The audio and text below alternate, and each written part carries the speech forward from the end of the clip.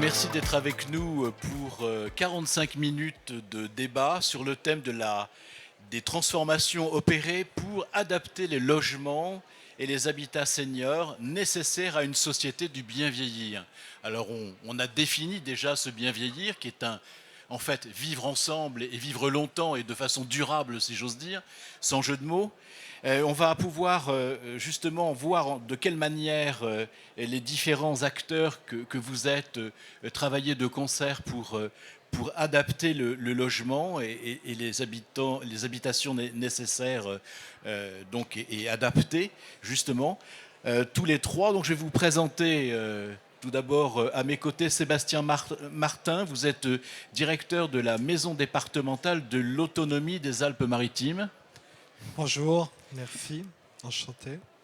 Marie Fualdès, vous êtes référente du dispositif d'adaptation de l'habitat au vieillissement et vous êtes à la direction adjointe de la cohésion sociale du CCAS d'Antibes-Juan-les-Bains. Oui, bonjour. Vous nous préciserez de quelle manière vous travaillez en particulier avec Sébastien. Et Florent Rouchy, vous êtes directeur des territoires de l'innovation et de la stratégie du vieillissement d'Eneal. Donc vous allez nous dire en quoi consiste votre entreprise, ce que vous faites et votre spécificité. Alors, on va commencer avec vous, Sébastien. Les Alpes-Maritimes ont cette particularité d'être un département pilote de la maison de l'autonomie. C'est un dispositif qui a été mis en place récemment pour, en fait, coordonner, pour mettre ensemble les services du conseil départemental et celles de ce que l'on appelle les maisons départementales des personnes handicapées, MDPH. Alors, votre rôle, quel est-il ? Donc bonjour à tous, donc, je suis en effet Sébastien Martin, directeur de la maison départementale de l'autonomie des Alpes-Maritimes qui a ouvert le 1er mars 2023. Alors on n'est pas pilote, hein, on avait un certain nombre il y a quelques MDA en France. Moi j'en avais ouvert une en Eure-et-Loire en 2015 et là par contre on était dans les premiers. Et là l'objectif pour nous c'est de rendre la vie plus facile.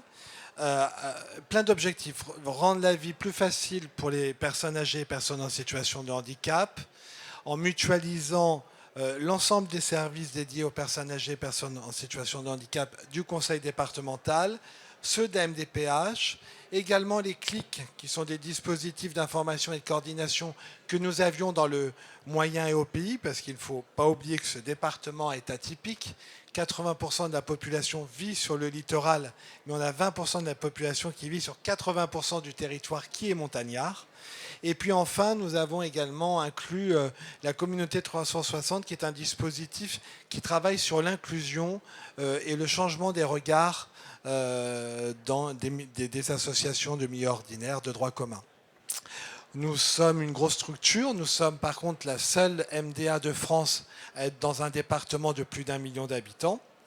Il y a une structure derrière, je dirige 260 agents pour près de 160 000 usagers qui ont un droit ouvert, dont 115 000 personnes en situation de handicap. On est un département qui a un taux, on pense toujours, pour ça je le dis, qu'on est un département vieillissant depuis longtemps, mais on est surtout un département avec un taux de personnes en situation de handicap plus élevé que la moyenne départementale et nationale, que les autres moyennes départementales.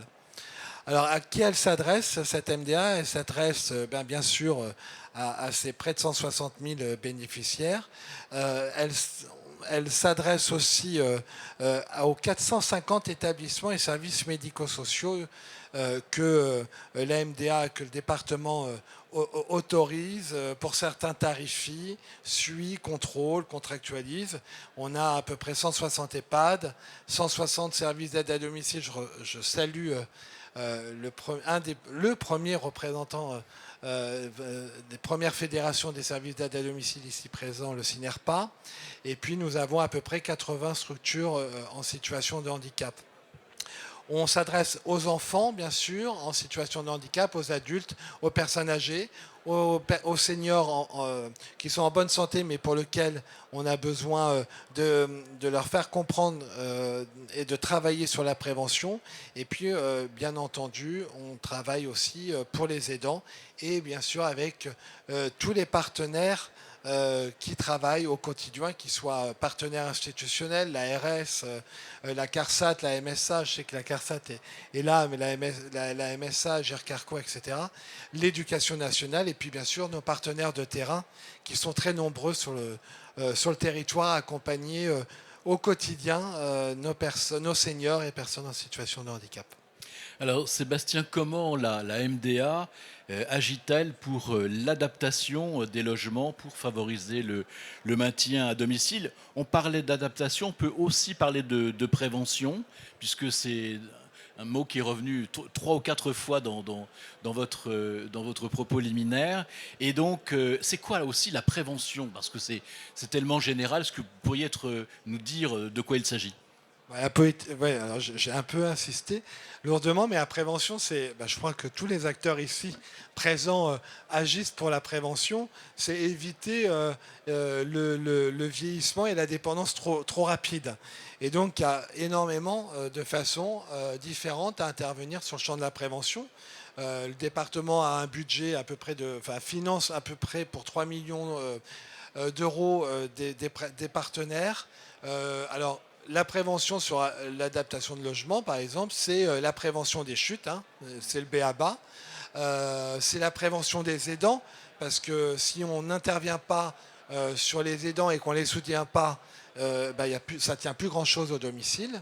C'est bien sûr l'adaptation de logement. On a un dispositif un peu atypique dans le département des Alpes-Maritimes.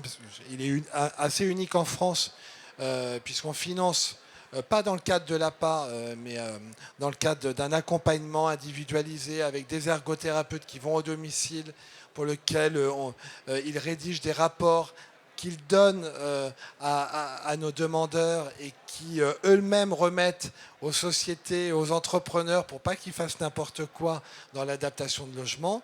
On valide les devis et on intervient jusqu'à 4 000 euros. Alors cette année, il y a eu la prime Adapt de l'État qui est un peu venu bousculer, donc on est en réflexion parce que la prime Adapt, c'est un bon dispositif de l'État. C'était nécessaire de regrouper parce qu'il y avait un flux de partenaires trop important. Et donc, au département, on est plutôt, comme on a montré l'exemple avec la MDA, on est plutôt favorable à qu'il y ait des guichets uniques. Mais il y a des oubliés dans la prime Adapt sur lequel on souhaite travailler dans les prochaines semaines, notamment les conseillers départementaux qui adopteront d'ici la fin de l'année des nouvelles mesures. Et puis bien sûr, la prévention, c'est aussi le maintien à domicile avec le financement des heures d'aide humaine via les services d'aide à domicile, via, si la personne le souhaite, une personne en emploi direct. Tous ces facteurs-là interviennent à maintenir la personne en bonne santé le plus longtemps possible chez elle. C'est ce qu'ils souhaitent, hein, nos seniors, les personnes en situation de handicap, parce que là, j'ai parlé de l'adaptation senior, mais on fait aussi, on adapte et on finance beaucoup également sur l'adaptation des logements pour les personnes en situation de handicap. Ils souhaitent rester à domicile le plus longtemps possible. Ils ne souhaitent pas aller en institution. Donc, on se doit de répondre à leurs besoins et leurs attentes. Voilà. Donc, je parle de prévention au sens large. La prévention, c'est tout le monde autour de la table et pas que le prisme de l'aide financière à l'adaptation de logement. Effectivement, donc on a bien compris votre mission qui est celle de fournir des solutions, une réponse cohérente, coordonnée, pour qu'il n'y ait finalement qu'un seul interlocuteur au lieu qu'il y en ait plusieurs, car on sait que c'est plus qu'important et indispensable que de savoir à qui s'adresser. Alors, je me tourne vers vous, Florent Rouchy. Alors, Eneal est un bailleur social du groupe Action Logement. Vous possédez, vous m'arrêtez si je me trompe, mais plus d'1 million de logements. Donc c'est énorme. Alors, ces besoins d'adaptation, comment vous les percevez et que faites-vous pour cela? Alors, c'est pas Eneal qui a 1 million de logements, c'est l'ensemble du groupe Action Logement. J'entends bien sûr, oui. Et effectivement, le sujet pour un groupe comme le nôtre, un groupe paritaire, c'est historiquement, en fait, on est financé par ce qu'on appelait le 1% patronal, hein, Oui. l'effort des entreprises pour justement favoriser le lien entre l'emploi et le logement. Et sans le savoir, sans le vouloir, on s'est rendu compte en fait qu'on était probablement, de façon consolidée, le premier logeur de seniors en France. 1 100 000 logements, on détient énormément d'établissements médico-sociaux, nous Eneal, mais les filiales. Et aujourd'hui, on estime qu'on a, bon an, mal an, 350 000 titulaires de baux qui ont 65 ans et plus. Donc c'est un enjeu qui est majeur. Et au-delà d'un enjeu d'adaptation, c'est un enjeu de parcours. Et dans ce parcours, en fait, l'idée, c'est effectivement d'aller le plus tôt possible vers nos locataires pour les aider à faire les bons choix. Vous l'avez évoqué tout à l'heure, les gens sont très attachés à leur logement, mais nous, on touche aussi du doigt que certains logements, même en faisant l'objet d'adaptation, ne sera pas le bon logement pour faire face à son vieillissement. Donc dans cette stratégie du bien vieillir, et d'ailleurs on essaye de positiver aussi ce sujet-là, le groupe effectivement agit avec plusieurs leviers. Celui du logement historique, du logement de droit commun dans lequel on a grandi, on a eu ses enfants, on a fait ses souvenirs, mais aussi la construction d'un parcours résidentiel qui va aller du logement jusqu'à l'EHPAD en passant par tout un tas de logements intermédiaires, aidés ou accompagnés, et de faire le lien aussi avec nos concitoyens qui, dans le privé, en fait, se retrouvent de plus en plus confrontés à des problèmes d'inadaptation de leur habitat. Et l'habitat, c'est le logement, mais aussi le territoire sur lequel ils vivent. Et donc Eneal intervient à ce titre-là, effectivement, en rachetant des établissements médico-sociaux, en les réhabilitant, parce que souvent ils ont besoin de faire l'objet de programmes de réhabilitation lourds pour être moins énergivores, plus en lien avec l'offre de services du moment. Et on va se poser à ce moment-là la question de comment cet établissement peut devenir aussi un centre de ressources dans la prévention. Et donc de faire ce travail de maillage avec les acteurs du territoire, au premier des titres les collectivités territoriales, mais également effectivement les départements et l'ensemble de la sphère associative, pour faire en sorte effectivement que les gens puissent avoir à disposition en proximité immédiate de leur lieu de vie historique des solutions, des alternatives, mais aussi se questionner sur leur propre parcours résidentiel. Parce que honnêtement, dans le logement social, c'est partout pareil, on a le même constat que dans le privé, dans le logement privé. Les gens sont très attachés, non pas au clocher, mais au papier peint. Ils n'envisagent pas de changer de logement parce qu'ils y ont construit tous leurs souvenirs et qu'ils ne pensent pas que ce logement finalement va probablement les enterrer plus vite que ce qu'ils pouvaient avoir en tête. Et donc notre enjeu aujourd'hui, c'est d'aller de plus en plus tôt vers nos locataires pour justement défendre ce parcours résidentiel et leur faire prendre conscience qu'il y a différentes solutions à mobiliser pour bien vivre et bien vieillir. Bien sûr, mais vous ne vous contentez pas d'un coup de peinture. Donc c'est de la vraie rénovation, de la vraie adaptation, en tenant compte aussi de l'aspect durable des choses, puisque ce que vous faites dans la réhabilitation, c'est un accompagnement et en même temps vous pensez l'avenir du logement. Oui, le logement, il se veut effectivement durable, mais pour des raisons aussi très simples, c'est que ça se traduit au quotidien sur le budget. Nos publics sont des publics fragiles, précaires. Les seniors sont les premiers à être touchés par la précarité énergétique, que ça soit dans le logement ordinaire ou dans le logement aussi accompagné. Donc on a aussi ce devoir de faire en sorte, au regard du changement climatique, vous voyez, il fait chaud sur le plateau, mais on est quand même sous des latitudes où il fait chaud en règle générale. On a besoin aussi d'accompagner cette transformation pour que le logement, encore une fois, reste quelque part un levier d'autonomie et non pas finalement les premières causes de la perte de l'autonomie. Et voilà, et ça c'est quelque chose qui est compliqué aussi à toucher du doigt, parce qu'encore une fois, on a tous des réflexes et on pense, nous les premiers, on est aussi dans quelque part un travail introspectif de toucher du doigt que la transformation de cette fameuse baignoire en douche, c'est pas nécessairement l'alpha et l'oméga de la prise en charge de l'autonomie. Absolument. Merci. Marie, du côté des CCAS d'Antibes, alors pourquoi avoir créé un dispositif d'adaptation de l'habitat au vieillissement? Qu'est-ce que ça a de particulier? Et quel est votre rôle par rapport justement à l'adaptation de l'habitat? Alors en 2017, le CCS a réalisé une analyse des besoins sociaux sur le territoire de la commune. Et ce qui ressort de cette analyse des besoins sociaux, c'est d'une part le besoin des personnes âgées d'adapter leur logement, en tout cas de vivre dans un logement adapté, et d'autre part les difficultés qu'elles peuvent rencontrer dans ce parcours et qui mettent en péril la réalisation de leur projet et du coup leur sécurité. Donc sur la base de ce constat, en fait, le CCS a réuni autour de la table l'ensemble des acteurs du parcours de la personne âgée dans le domaine de l'adaptation de l'habitat pour engager un travail collaboratif qui a permis la mise en place du dispositif d'accompagnement des projets, d'une part, et puis d'autre part aussi la signature d'une charte partenariale qui a été signée en 2019.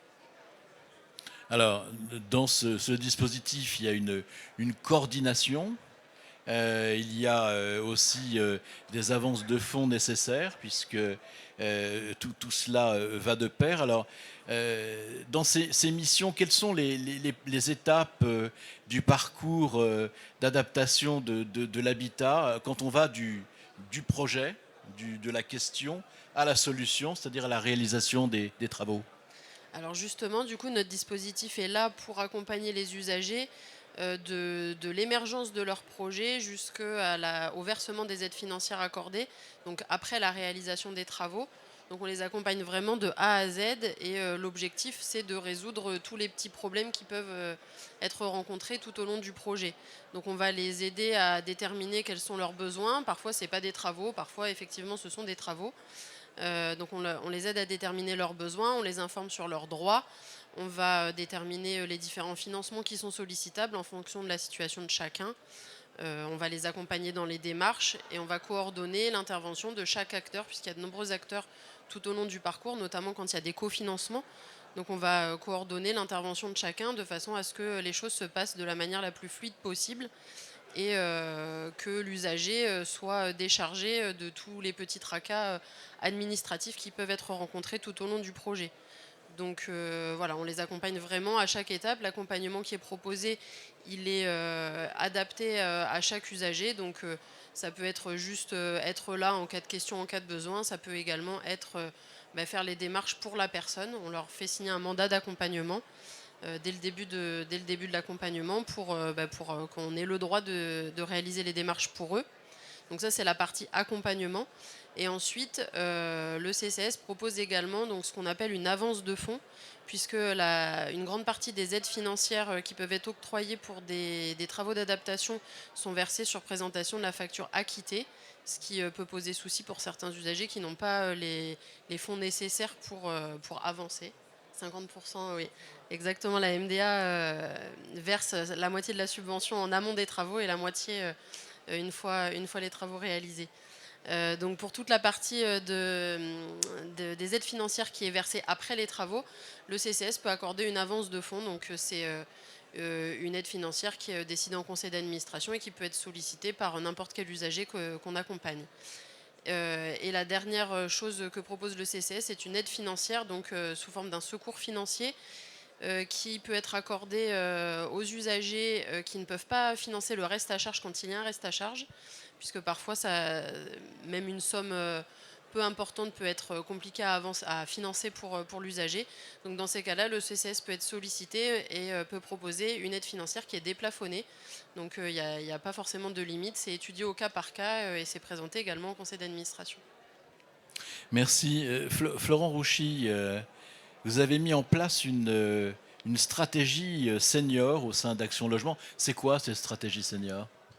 Mais en fait, je vous évoquais tout à l'heure qu'on a fait ce constat qu'on avait un nombre important de nos locataires qui étaient en train de vieillir, ce qui était non pas éloigné de nos préoccupations, mais en tout cas éloigné du quotidien des filiales, puisque je le rappelle, le groupe a vraiment un lien entre l'emploi et le logement, c'est sa raison d'être. Et pour autant, les partenaires sociaux, on est un groupe paritaire, on dit on doit effectivement, comme le groupe a pris en charge d'autres sujets sociétaux, absolument effectivement embrasser cette cause. Et donc le groupe a pris 12 engagements fondateurs en faveur d'une politique du bien vieillir pour accompagner effectivement nos locataires dans leur parcours de vie. Et cette politique, elle se veut un peu novatrice dans le sens où, historiquement, un bailleur, en fait, c'est un propriétaire. Et donc, quand vous avez été formé comme un marteau, quand vous voyez un clou, vous tapez dessus. Et donc, le groupe sait très bien faire la partie immobilière. Il n'y a pas de problème. Il nous manque parfois des moyens qui sont contraints, comme pour beaucoup d'acteurs. Mais on a une vraie capacité à faire de l'adaptation, à faire de la production neuve qui intègre ces enjeux, à soutenir des nouvelles formes d'habiter avec de l'accompagnement, de l'intergénérationnel. On parle beaucoup d'habitat inclusif que les bailleurs accompagnent. Mais on se rendait compte que ce n'était pas suffisant. Pour changer d'échelle et faire face à cet enjeu, on a besoin d'une part de réinventer nos parcours clients, d'aller vers nos locataires, ce que j'évoquais tout à l'heure. Donc c'est le deuxième axe. Le premier axe, c'est un axe patrimonial qu'on maîtrise. Le deuxième axe, c'est vraiment un axe organisationnel. Et le troisième, c'est un axe serviciel. Au-delà de notre mission de propriétaire, en fait, nous considérons qu'avec cet enjeu du vieillissement, on fait re-rentrer les conditions de vie de l'habitant dans l'habitat. Et ça, c'est quelque chose qui est finalement dans notre ADN, sauf que, à force d'avoir aussi des injonctions des fois un peu contradictoires, on s'en était peut-être un peu éloigné. Aujourd'hui, le groupe a décidé effectivement de vraiment mettre le poids du corps sur ce sujet, de construire des offres globales. C'est aussi une manière, il y a des acteurs économiques dans la salle, quand on parle de ce volume de seniors, aussi de regarder ce que ça peut représenter en termes de besoins, de structuration d'offres, et aussi de faire en sorte que des marchés puissent se consolider.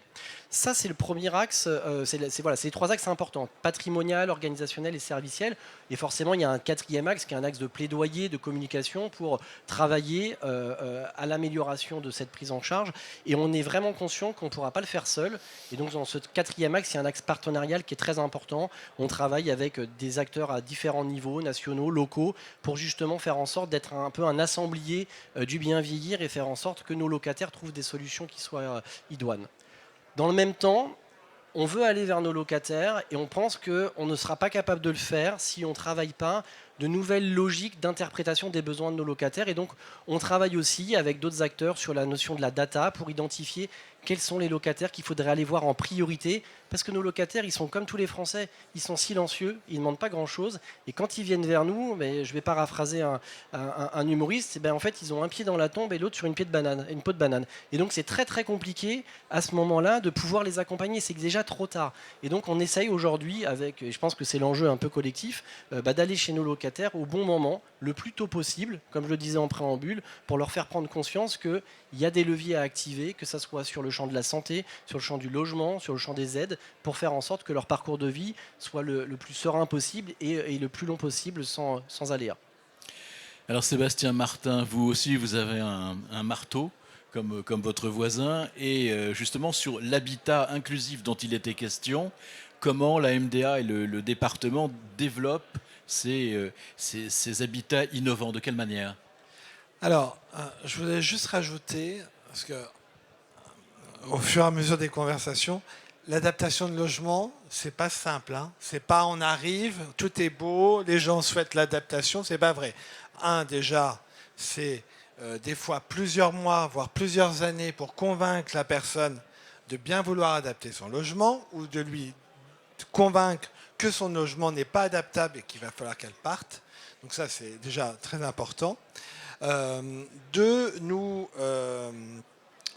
vient de mettre en place un dispositif qui s'appelle dispositif logement autonomie. On travaille avec toutes les agglos et les bailleurs sociaux pour que les logements qui ont été adaptés dans le parc social soient réattribués au même type de handicap. Parce que c'est bien beau de dire on a adapté le logement, on l'a adapté pour une personne en fauteuil roulant et on le redonne à une personne qui a des troubles visuels, par exemple. Donc ça n'a pas de sens. Donc on est en train de travailler là-dessus pour que les logements qui ont été adaptés dans le parc social soient réattribués au même type de handicap. C'est facile à dire, c'est très complexe à mettre en place. Et enfin, 3, on a une politique depuis très longtemps au département, volontariste par le président du département depuis 2014, donc l'ancien président du département Eric Ciotti et le président Charles Genesi.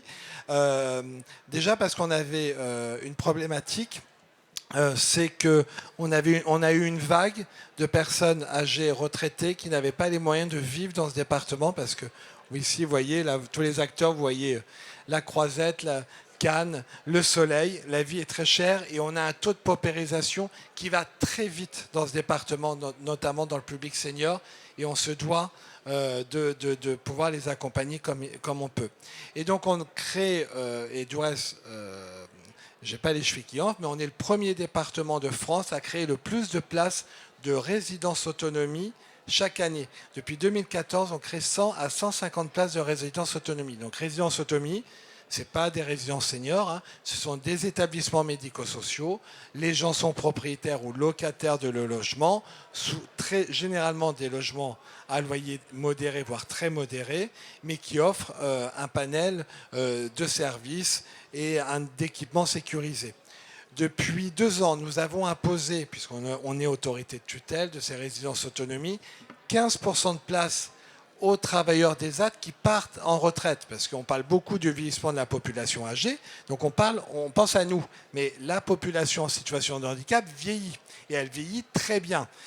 Il y a 10 ans, 15 ans, un travailleur des ZAD, malheureusement, à 40 ans, il était un peu foutu, on le mettait en établissement. Là, il va jusqu'à 55 ans, 60 ans, il est encore en bonne santé, il faut lui proposer des solutions qui soient fun, hein, on va dire, et qui soient en tout cas à la hauteur de ses espérances d'aujourd'hui. Et puis, nous avons très vite, bien avant l'embroglio, on ne savait pas qui allait être compétent, l'ARS, le département, on ne comprenait rien de ce que l'État voulait faire sur l'habitat inclusif. En tout cas, nous, au département, on avait compris l'enjeu et on a lancé un appel à projet très tôt pour permettre de créer des habitats innovants sur notre département, un appel à candidature pour recenser toutes les offres sur les 10 prochaines années. Et d'ici la fin de la mandature, donc d'ici 2019, nous aurons créé le plus d'habitats inclusifs, depuis 2029, je veux dire, le plus d'habitats inclusifs, 550 logements vont être créés sur notre territoire. Et on est un peu atypique puisque généralement les autres départements, ce sont plutôt des habitats inclusifs dédiés aux personnes en situation de handicap. Nous, on a un taux de 60% de logements dédiés aux personnes âgées. Et puis, nous avons le souci de mailler ces habitats inclusifs. C'est bien beau de le faire toujours dans les milieux urbains. On a été chercher des projets, on a poussé des associations dans les vallées, même les vallées les plus isolées. On a une vallée qui s'appelle l'Esteron, qui est souvent la vallée des oubliés, où on est très fiers de créer un habitat inclusif. Et puis on essaye de pousser des projets. D'ici quelques jours, le 4 octobre prochain, l'Assemblée départementale va voter un projet que je suis très fier d'avoir mené, puisque dans le maillage territorial, c'est compliqué. Et Cannes, il y a une problématique de foncier, c'est la ville la plus chère du département et la ville la plus chère de France. Et on voulait créer absolument un certain nombre de logements. Et donc on votera, les élus voteront le 4 octobre prochain un projet d'habitat inclusif qui mélangera des personnes en situation de handicap, des personnes en situation de handicap vieillissante et des places de foyer de jeunes travailleurs. Donc voilà, l'idée c'est de mailler. Et puis enfin, troisième solution, qu'on va lancer une grande campagne de communication début 2025, ce sont les familles d'accueil. On s'en est jamais emparé dans ce département en se disant c'est trop cher, les logements sont petits. Si on ne tente pas, on ne sait pas. Donc on va lancer une grande campagne de communication parce que l'objectif c'est d'offrir un panel de logements le plus adapté entre le vivre seul chez soi pas adapté, dans un logement pas adapté, et éviter l'institutionnalisation. Et donc on a tous ces enjeux de résidence autonomie, d'habitat inclusif et de famille d'accueil, entre autres. Voilà. Merci Sébastien. Il nous reste 10 bonnes minutes, enfin un petit quart d'heure, ça dépend comme on compte. Marie, justement, on parlait de la diversité des intervenants, avec qui rapidement vous travaillez main dans la main, si j'ose dire, et quels sont vos projets en cours ? Alors on travaille principalement avec les organismes qui sont signataires de la charte et qui constituent finalement l'ensemble des acteurs du parcours d'adaptation de l'habitat d'un usager. Donc ce sont les organismes financeurs comme l'ANA, la MDA, les caisses de retraite complémentaires, les opérateurs habitat, des organismes évaluateurs. Globalement, voilà, on travaille sur le parcours de l'usager, mais aussi sur des projets du coup plus transversaux et plus généraux. Donc pour l'année 2025, le premier objectif, c'est de travailler sur l'actualisation de la charte partenariale pour notamment intégrer des organismes qui pourront représenter les entreprises du bâtiment et amener cette composante-là qu'on n'avait pas dans la charte de 2019. Et puis le deuxième objectif, du coup, c'est de travailler sur l'organisation du deuxième forum autonomie et habitat qui aura lieu en avril 2025 à Antibes. Il y a aussi le projet du deuxième forum autonomie ? C'est ça, c'est le deuxième forum autonomie habitat qui aura lieu donc à Antibes le 23 avril 2025. Alors, Florent Rouchy, justement, comment l'habitat senior doit-il finalement se transformer? Les propos d'un sage de l'Action Logement. Bah, écoutez, moi, nous qui intervenons partout en France, on voit effectivement des dénominateurs communs et des initiatives inspirantes. Effectivement, moi je confirme qu'on est sur un département aujourd'hui qui est très mobilisé et qui innove sur ses postures, hein. Des fois c'est simplement ça, hein. L'innovation elle n'est pas toujours très sophistiquée d'un point de vue technologique. Des fois c'est simplement un changement de paradigme qui permet de passer à une autre échelle. Nous on croit effectivement à la multiplication des formes d'habiter, hein, parce que je le disais tout à l'heure, chaque Français a ses aspirations. Certains se voient plus ou mieux vivre en habitat collectif, d'autres en habitat individuel. Nous, on pense que l'habitat inclusif, effectivement, est une réponse à partir du moment où, effectivement, ça répond encore une fois aux enjeux du territoire. Et c'est peut-être, nous, dans notre méthode, ce qui nous inspire le plus, c'est toujours partir des besoins d'un territoire, d'identifier quels sont ces besoins et comment on va pouvoir faire en sorte que, à l'occasion d'un projet senior, on vienne aussi améliorer les conditions de vie globales. Moi, je dis souvent que le senior, c'est du gain économique de proximité, en fait, hein. C'est de l'emploi non délocalisable, c'est de l'intégration par l'emploi. Donc, il y a énormément de valeurs à ce titre-là qui peuvent permettre aussi de faire en sorte que ça soit un vrai levier pour nos territoires, et y compris les territoires les plus reculés. Je vous rejoins, hein, monsieur. Nous, on intervient sur certains territoires très ruraux. On intervient parfois où, finalement, la résidence autonomie, auquel nous croyons énormément, est parfois le premier employeur du coin et le dernier bastion pour prendre soin de soi. Donc faisons en sorte effectivement d'anticiper ces besoins de territoire pour, à l'occasion de la création de ces établissements, de venir compléter à juste titre en venant mettre le service qui pouvait manquer et qui pourra trouver aussi son équilibre financier. Parce que voilà, il n'y a pas de société sans profit d'une certaine manière, donc il faut que tout ça puisse s'équilibrer. En complément, peut-être aussi se dire que, vous l'avez évoqué, il y a un vrai sujet autour des personnes handicapées vieillissantes, et nous on essaye de le regarder de façon transversale et pas en silo. Et aujourd'hui, c'est vrai que nos politiques publiques sont quand même faites de cet ordre-là, hein, avec des responsabilités qui ne sont pas toujours portées par les mêmes institutions ou les mêmes organisations. Mais on pense qu'il y a des vrais ponts à faire entre effectivement les personnes vieillissantes et les personnes handicapées vieillissantes.